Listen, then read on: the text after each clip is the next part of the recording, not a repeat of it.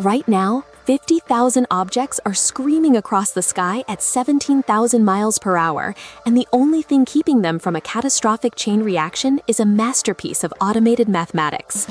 To understand the scale of the challenge we face in 2026, we have to stop thinking of space as a vast, empty void. For the engineers managing our orbital highways, low Earth orbit has become one of the most densely packed and high-stakes environments ever managed by humanity.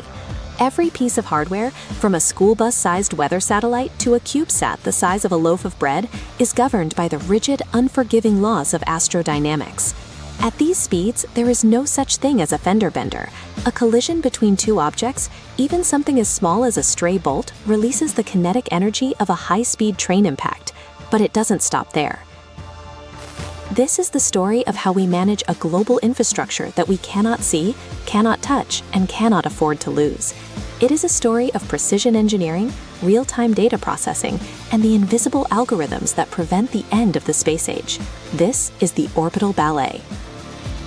To grasp the complexity of orbital mechanics, we first need to talk about speed. To stay in low Earth orbit, or LEO, an object must travel at approximately 7.6 kilometers per second. That is roughly 17,000 miles per hour. At this velocity, you could cross the continental United States in about 10 minutes. This speed is a mathematical necessity. It is the exact point where the forward momentum of the satellite perfectly balances the gravitational pull of the Earth. If you go slower, gravity wins, and you burn up in the atmosphere. If you go faster, you break free and head toward deep space. When you have 50,000 objects all moving at this speed in different inclinations, altitudes, and orbital planes, the geometry of traffic management becomes a nightmare. Imagine a city where every car is a self-driving vehicle traveling at Mach 22, and there are no stop signs, no lanes, and no brakes. This is the reality of our current orbital environment. As of May 2024, the number of active satellites has surged, largely driven by the deployment of massive satellite constellations like SpaceX's Starlink and Amazon's Project Kuiper. In the early days of space exploration, the big sky theory prevailed. The idea was that space is so incredibly large that the probability of two objects hitting each other was effectively zero. For decades, that was true. But as we transition into an era of mega constellations, the big sky is getting very small. We are no longer launching one-off missions, we are launching networks of thousands. This shift has forced a fundamental change in how we approach space safety. We have moved from manual observation to fully automated collision avoidance systems. The primary threat we face is a phenomenon known as the Kessler syndrome. Proposed by NASA scientist Donald Kessler in 1978, this theory suggests that the density of objects in LEO could become so high that a single collision would create a cloud of debris. That debris would then strike other satellites, creating more debris, triggering a runaway chain reaction. If the Kessler syndrome were to fully manifest, certain orbital shells could become completely unusable for generations. Our GPS, our all-global communications, and our climate monitoring systems would be wiped out, and the debris field would act as a barrier, effectively trapping humanity on Earth. Preventing this requires an incredible amount of data. It starts with tracking. Currently, the United States Space Command's Space Surveillance Network uses a global web of ground-based radars and optical telescopes to track objects in orbit. They monitor everything from functioning satellites to spent rocket stages and fragments of shattered hardware. But ground-based tracking has its limits. Atmospheric interference, the curvature of the Earth, and the sheer distance mean that the data we get is never 100% certain. When the tracking systems identify two objects whose predicted paths bring them dangerously close, it's called a conjunction. For every conjunction, the system generates a conjunction data message, or CDM. This message includes the probability of collision, or pCal. This isn't a simple yes or no answer. It's a statistical calculation based on the size of the objects, their velocity, and the covariance, which is essentially the margin of error in their predicted positions. For a traditional satellite, receiving a CDM means a team of engineers on the ground has to scramble. On Earth, they model the encounter, calculate the fuel required for a maneuver, and then upload commands to the satellite. This process is slow, expensive, and increasingly unsustainable as the number of satellites grows. This is where the modern engineering of satellite constellations changes the game. Take Starlink engineering as a prime example. With thousands of satellites in orbit, SpaceX could not rely on human operators to manage every potential conjunction. Instead, they developed an autonomous collision avoidance system. Each satellite is equipped with onboard software that ingests data from the U.S. Space Command. If the system detects a probability of collision higher than a specific threshold, usually 1 in 10,000, the satellite calculates the most efficient maneuver to change its altitude or timing. This calculation is a complex optimization problem. The satellite has to decide whether to climb, descend, or change its velocity to ensure it misses the incoming object while using the least amount of fuel possible. It also has to ensure that its new path doesn't create a new collision risk with another satellite in the same constellation. Once the decision is made, the satellite executes the maneuver using its Hall effect thrusters. These are highly efficient electric propulsion systems that use ionized krypton or argon gas.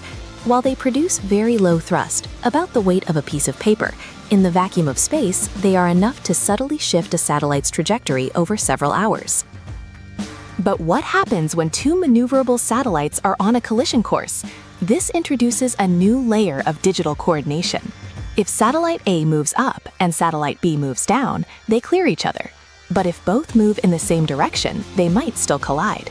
In 2026, we have moved towards standardized communication protocols, where satellites talk to each other or to a centralized clearinghouse to coordinate their maneuvers. This is the ballet in action, a synchronized automated dance performed at hypersonic speeds. The mathematics of these maneuvers is rooted in the Hohmann transfer orbit and Gauss's variational equations. To change its position, a satellite doesn't just point and shoot, it must change its orbital energy. By firing its thrusters in the direction of travel, it increases its velocity, which pushes it into a higher, slower orbit. By firing against the direction of travel, it drops into a lower, faster orbit. It is counterintuitive. To speed up relative to the ground, you have to slow down your orbital velocity to drop into a lower altitude. However, the biggest challenge isn't the active satellites, it's the space debris. Of the 50,000 objects we track, only about 10,000 are functioning satellites. The rest is junk. This includes dead satellites that can no longer maneuver, fragments from past anti-satellite missile tests, and even flecks of paint that have chipped off rocket stages. A 1-centimeter piece of debris hitting a satellite at orbital velocity has the impact force of a hand grenade. Because debris cannot move itself, the burden of avoidance always falls on the active satellite. This creates a fuel tax on every mission. Every time a satellite has to dodge a piece of junk, it consumes a small amount of its limited propellant, shortening its operational lifespan. This is an economic problem as much as a technical one. If a $100 million satellite has to burn through its fuel just to survive the clutter created by others, the business model of space starts to break down. To address this, the engineering community is looking at active debris removal, or ADR. We are seeing the first prototype missions that use robotic arms, nets, or even magnets to capture dead satellites and pull them down into the atmosphere to burn up. But the scale of the problem is immense. We are adding debris faster than we can remove it. This has led to new international regulations. In 2026, the 5-year rule has become the standard. Any satellite launched into LEO must have a guaranteed, verifiable plan to deorbit within 5 years of the end of its mission. We are also seeing the rise of dark ships, small, untracked pieces of debris that are too small for ground radar to see, but large enough to destroy a spacecraft. To combat this, newer satellites are being built with Whipple shielding. This is a multi-layered bumper system. When a small particle hits the outer layer, it shatters and vaporizes, spreading its energy over a wider area, so the inner hull of the satellite remains intact. It's a passive engineering solution to a problem that cannot be solved by maneuvers alone. The future of orbital traffic management lies in the integration of AI and edge computing. In the next few years, satellites will likely no longer wait for data from Earth. They will be equipped with onboard optical sensors to see nearby objects in real time, calculating their own TLE, or two-line element sets, and negotiating flybys with other satellites via inter-satellite laser links. This creates a decentralized mesh network of intelligence, a self-healing and self-organizing system that operates far above the speed of human thought. This level of automation is not a luxury, it is a requirement for the survival of our modern world. Our global economy is now fundamentally dependent on the stability of these orbits. When we look up at the night sky, we see a peaceful, unchanging expanse. But we know better. Above the clouds, there is a frantic, high-precision struggle for survival. It is a world where centimeters matter, where microseconds are the difference between a successful mission and a catastrophic cloud of shrapnel. The fact that we don't see mid-air collisions every day isn't a stroke of luck. It isn't a miracle. It is the result of thousands of hours of rigorous engineering, the application of centuries-old orbital mechanics, and the deployment of some of the most advanced AI ever written. We have turned the chaos of 17,000 mile-per-hour traffic into a choreographed ballet. But the ballet is getting more crowded. As we push further into the 21st century, the challenge will only grow. We are moving toward a future where 100,000 or even 200,000 objects will call low Earth orbit home. Maintaining the safety of this environment will require even greater levels of international cooperation and even more radical engineering breakthroughs. We are the first generation of humans to truly inhabit the orbital space, and it is our responsibility to ensure that it remains open for those who come after us. Space is no longer the final frontier. It is our newest infrastructure, and like any infrastructure, it requires constant, vigilant management. The mathematics of orbital mechanics are cold and indifferent. They do not care about our goals or our dreams. They only care about mass, velocity, and gravity. By mastering these variables, we have built a bridge to the stars. Now our task is to make sure that bridge doesn't collapse under its own weight.